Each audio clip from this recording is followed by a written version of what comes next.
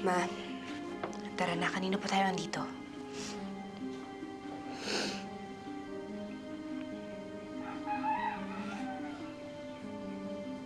Honey, ngayong ikaw ang pinili ko at iniligtas. Gagampanan mo ang papel ni Precious. Ma. Ikaw ang magtutuloy ng mga plano natin. Ma, siya rin naman ang may kagagawan niyan eh. Kung hindi niya nilagay ang sarili niya sa panganib, hindi mangyayaring lahat ng to.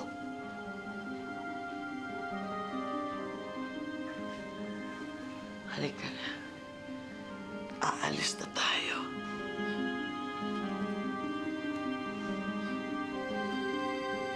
Hindi pa tayo tapos, Nick. Hindi pa tayo tapos, Trudis.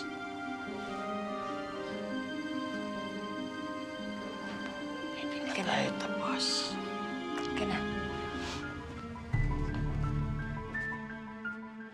Malakas ang kutob ko na hindi pa dito nagtatapos ang lahat, Migs. Lalo na ngayon namatay si Precious. Parang lalong lumabo ang pagkakataon na malaman natin kung sinong mastermind. Sir Nick, pasensya na po kayo pero hindi talaga ako naniniwalang walang kinalaman ng biyanan at asawa niyo eh. Lalo na pagkatapos ng ginawa nilang pagmamalupit kay Trudis, pati na rin sa nanay niyo. Nako, lalong tumindi yung hinala ko na kaya nilang pagtangkaan ang buhay niyo. Wag ko kayong mag-alala. Nakausap ko na si Uncle. Papaimbestigahan niya na rin daw sila Ma'am Loli. Salamat. Teka, maiba ako. Kamusta ba kayo? Papasukin niyo kami! Papasukin niyo! Let us in! Let us in! Ano ba? Papasukin niyo kami! Ano ba? Pwede ba? Papasukin niyo kami! Bahay pa rin namin to, no? Gusto namin makausap si Nick! Sir, andyan po yung mga bruha. Ano ba? Yung asawa at biyana niyo po. Ay, gagawin ko. Nick! Nick, ano ba? Ba't ayaw niyo kami papasukin? Asawa mo pa rin ako, pamilya mo pa rin kami. Pagkatapos ng ginawa niyo sa anak ko at mami ko? Kuya Nick, wala akong kasalanan. Tumahimik ka nga. Nick! Nick, alam ko na walang kapatawaran yung ginawa namin. Pero... Nick... Nick, maiintindihan ko kung hindi mo kami mapapatawad agad. Pero nakikiusap ako sa'yo. Wala na kaming ibang mapupuntahan eh. At alang-alang sa mga anak ko, alang-alang kay Honey na asawa mo, please, tanggapin mo kami ulit dito. Please, Nick. Please, Nick. Please, Nick. Sandali. So, inaamin niyo nga na kayo ang nagtangkang ipapatay si Sir Nick? Hindi! Teka muna, ikaw talaga, hindi! Hindi namin magagawa yon. Ang inaamin namin, nakagawa kami ng mali kay Trudis. Nakagawa kami ng mali sa balai ko. Pero hindi namin magagawang kumitil ang buhay. Talaga lang? Talaga lang. Nick, totoo yung sinasabi ni Mami. Maawa ka naman sa amin. Maawa ka naman kay Mami. Nick! I'm sorry, pero you may go. Nick, please. Please. Memorya ko lang ang nawala. Hindi ang katinuan ko. Pagkatapos ng ginawa niyong pagmamalupit sa anak ko at saka sa mami ko, pwede na kayo umalis. Hindi ko na kayo matatanggap.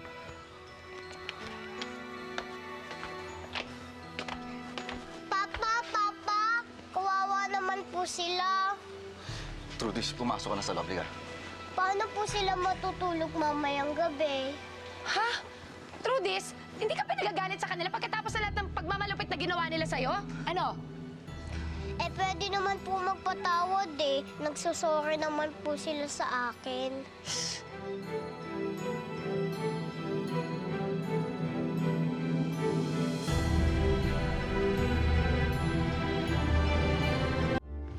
Bilib rin talaga ako sa batang yan, no? Sa dami-rami na nangyari sa kanyang masama, nagawa niya pa rin magpatawad. Nakakatuwa nga eh. Parang ang dami niyo talagang minana kay Kuya Lino.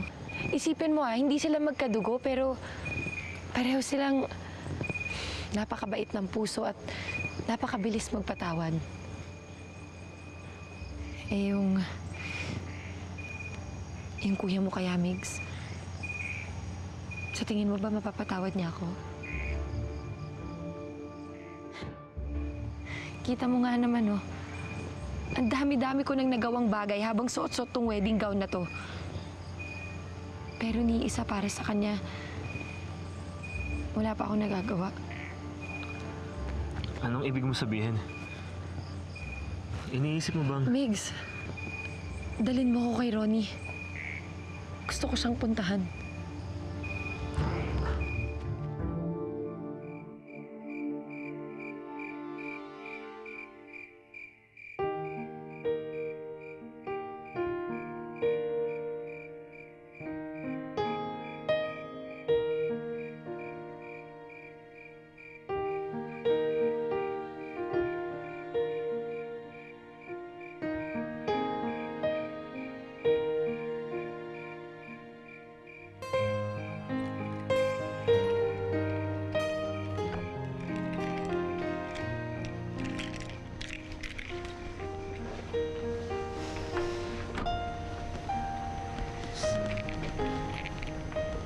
Chad, hindi ko akalaing makikita pa kita na suot ang damit na yan. Ronnie, Chad, please. Noon pa man, alam ko na kung sino talagang nilalaman ng puso mo. Pero nagbulag-bulagan ako. Kasalanan ko din naman. ako nga dapat ang humingi ng tawad sa'yo, Ronnie eh.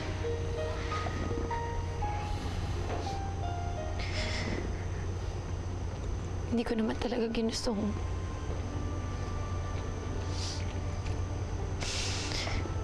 Hindi ko naman talaga ginustong saktan ka. Pero sa totoo lang, naging malapit ka na rin talaga sa puso ko. Migs, napakaswerte mo. At wala ka dapat ikahiya. Dahil napakaswerte din si Chad sa'yo. Kuya, hindi mo naman kailangan umalis eh. Kailangan, Migs. Para makapagsimula tayong lahat. Ronnie, maraming salamat sa lahat ng naitulong mo sa amin. Sa pagmamalasakit mo sa akin, pati na rin kay Trudis. Sa lahat ng pagmamahal.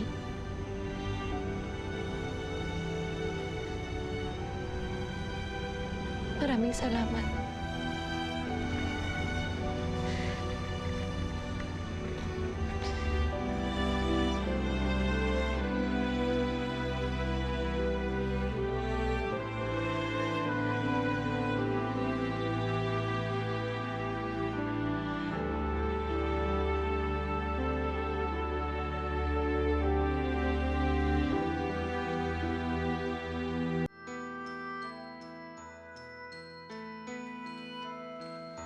Nick, I'm so glad bumalik ka na. You don't know how much I've missed you. Pwede ba? Marami na ako narinig tungkol sa'yo. Pati na yung pang-aakit mo kay Migs. I can't believe you're saying all this. Sa iba ka pa ba maniniwala, Nick? Nakalimutan mo na ba yung mga pinagsamahan natin? Mabuti nga nakalimutan ko na. Dahil hindi ko alam kung paano ko naatiman lahat ng ito. Sino ba nag-brainwash sa'yo? Ha? Yung Migs na yon? Si Ched?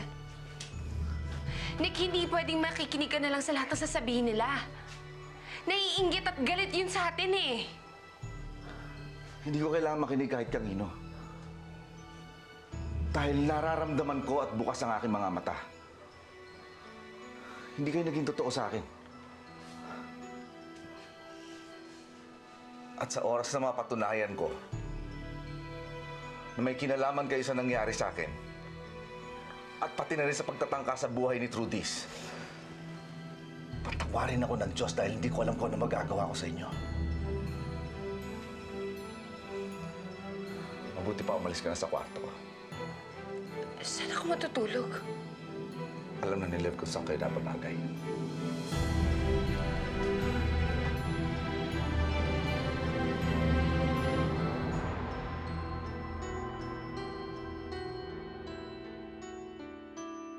Ang ibig mo bang sabihin sa Australia na talaga kayo maninirahan? Kailan ko po balak umalis? Sa lalong madaling panahon sana eh. Alam mo, mas mabuti pa siguro kung sumuko na tayo eh. Hindi na rin natin maaalagaan si Mami. Kapag sumuko tayo, baka mapagamot pa siya. Sa mental. Nasabi ko kasi sa akin ng investigador na hanggang ngayon, dito pa rin daw umuwi ang asawa at biyenan nyo. Bakit hindi nyo na lang ako tulungan na mag-isip kung ano ang dapat natin gawin at kung paano natin maililigpit ang mag-amang yon? Hindi ho ba kayo nag-aalala? Delikado ho ang ginagawa niya. Pinagbibigyan ko lang si Trudis. Ano, Granny Hershey? Excited ka na ba? Malakas ang pakiramdam ko. Talaga lang, ha? Tignan natin kung gaano kakalakas, ha? Ma, ano pa bang hinihintay natin? Umalis na tayo dito. Sigurado naman akong ayaw ni Nick na dito tayo magstay. Aalis din tayo. Gusto ko lang munang masaksihan ito.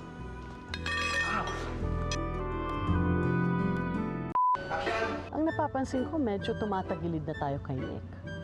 Lumalayo na siya sa'yo, lumalayo pa rin siya sa amin.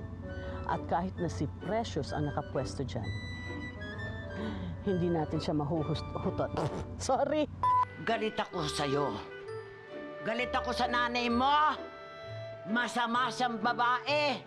Inaakit niya ng mabuti si Danico. Dani. Galit ako sa'yo. Dahil ang nanay mo, yung nanay mo, masamang babae. Pilit niyang inaakit si Danico. Daning ko.